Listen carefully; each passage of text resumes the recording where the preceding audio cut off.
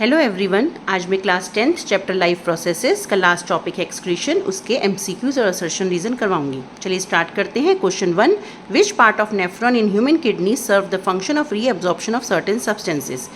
Kidney में जो nephron होता है उसके किस पार्ट में सेलेक्टिव रीअब्जॉर्प्शन होता है, तो उसका करेक्ट ऑप्शन है A, tubules. Question 2, what is the importance of urinary bladder in excretory system. Urinary bladder में का क्या फंक्शन होता है एक्सक्रीटरी सिस्टम में, तो इसका करेक्ट ऑप्शन है C, it stores the urine till urination. Urinary bladder जब तक यूरिनेशन नहीं हो जाता तब तक यूरिन को स्टोर करके रखता है।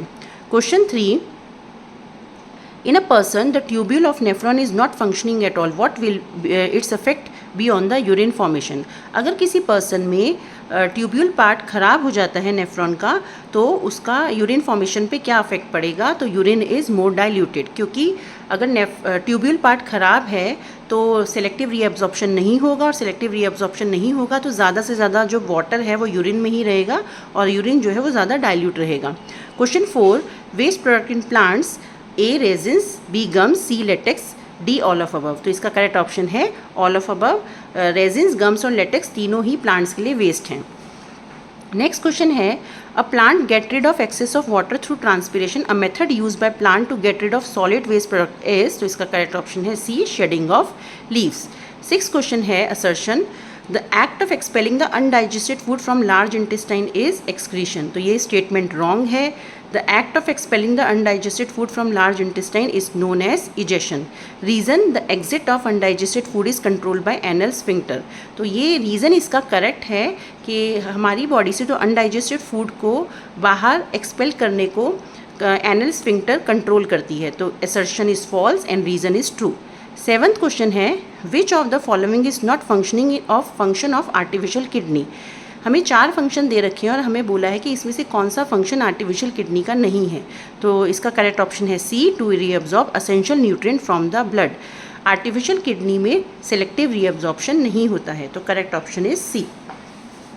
नेक्स्ट क्वेश्चन है 8th question, the used dialysing fluid is rich in. Haemodialysis में जो यूज्ड डायलिसिंग फ्लूइड होता है उसमें किसकी अमाउंट सबसे ज़्यादा होता है, तो इसका करेक्ट ऑप्शन है A, urea and excess of salts. तो correct option is A. 9th question है assertion, plant secrete resins and gums as an excretory product.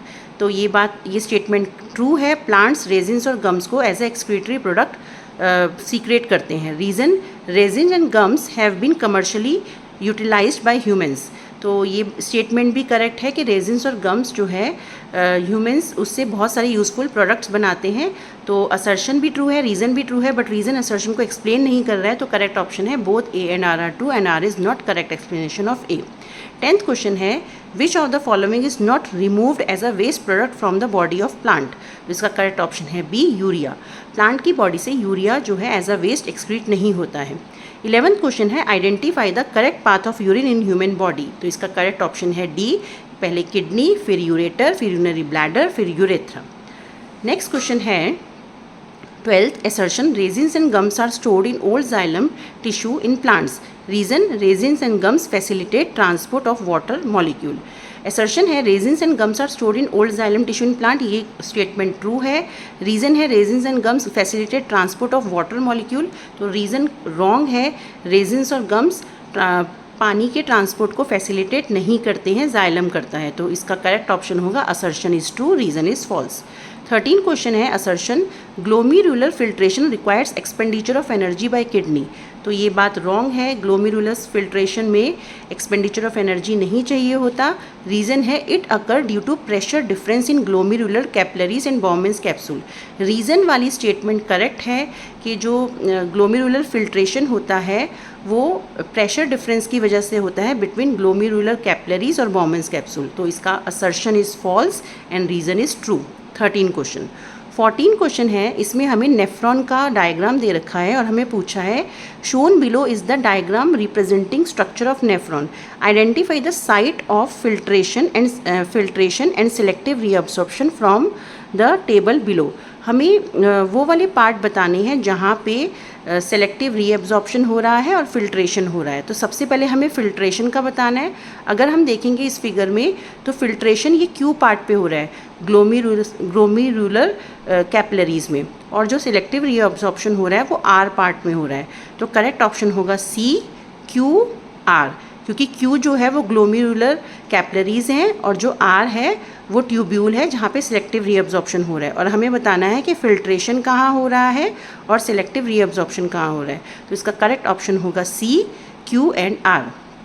I hope आपको मेरी ये सारी एक्सप्लेनेशन समझ आई होगी। अगर आपको मेरी वीडियो अच्छी लगी हो तो प्लीज़ इसको लाइक, शेयर और सब्सक्राइब कीजिए ताकि आपको आगे के भी अपडेट्स मिल सकें। Thank you very much.